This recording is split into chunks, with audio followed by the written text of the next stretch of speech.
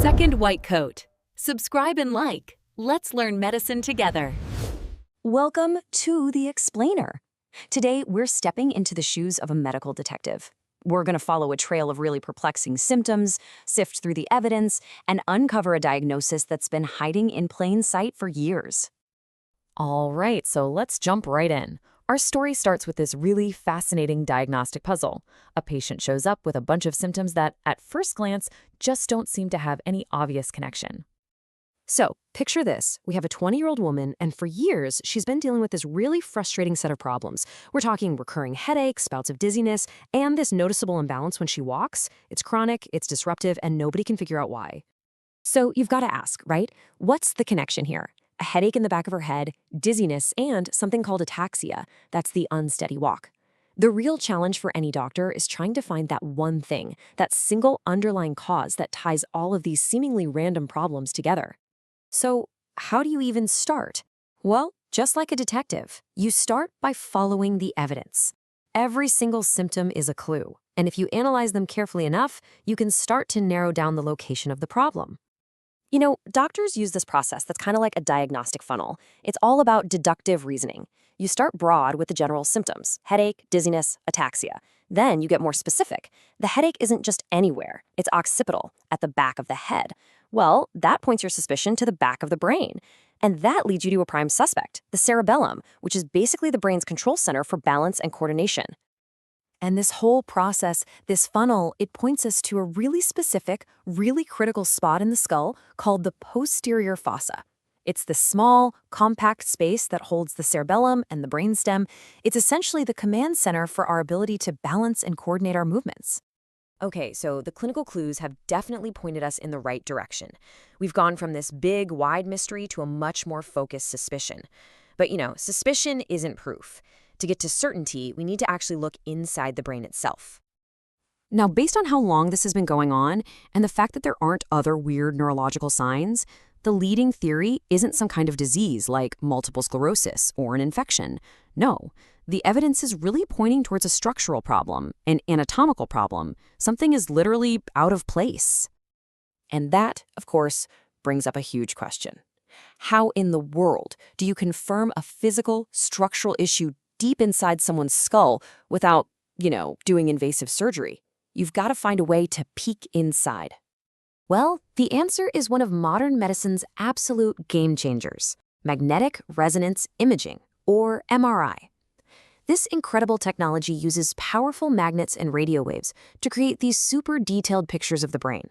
It lets doctors see the actual structure without ever having to make a single cut. And boom, the MRI gives us the smoking gun. It clearly reveals that the cerebellar tonsils, that's the lower part of the cerebellum, are sitting way too low. They're actually extending down through the foramen magnum, which is the big opening at the base of the skull. They've essentially been squeezed out of where they're supposed to be. So this very specific anatomical finding, it actually has a name: Chiari type 1 malformation. And this diagnosis, it doesn't just name the problem, it explains everything.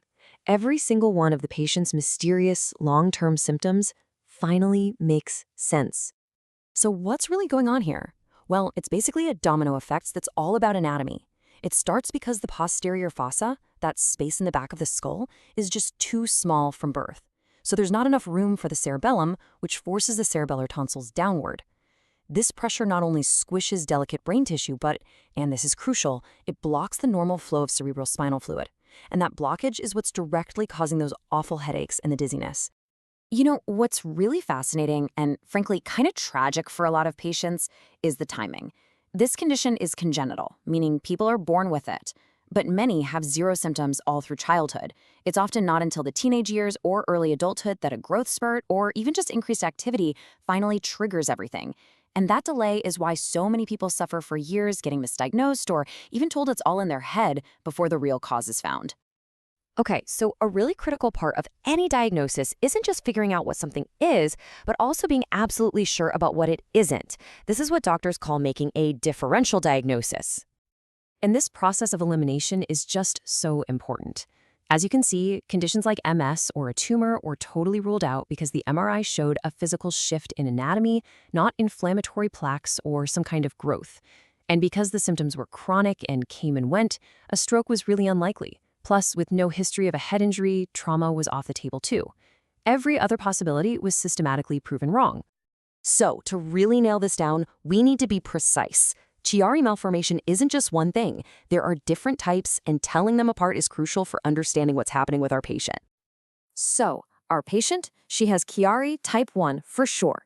The key clues are that the symptoms started in young adulthood and that only the cerebellar tonsils have slipped down. This is a critical distinction because it's totally different from Chiari type 2, which is a much more severe form that shows up in newborns and usually comes with major neurological problems right from birth. So after all that, this whole complex diagnostic journey, it really boils down to one simple, powerful rule you can take with you.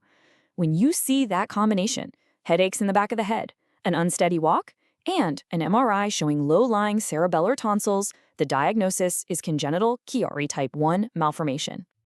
You know, this case is just a fantastic reminder that sometimes the answer to a medical mystery isn't some super complex disease.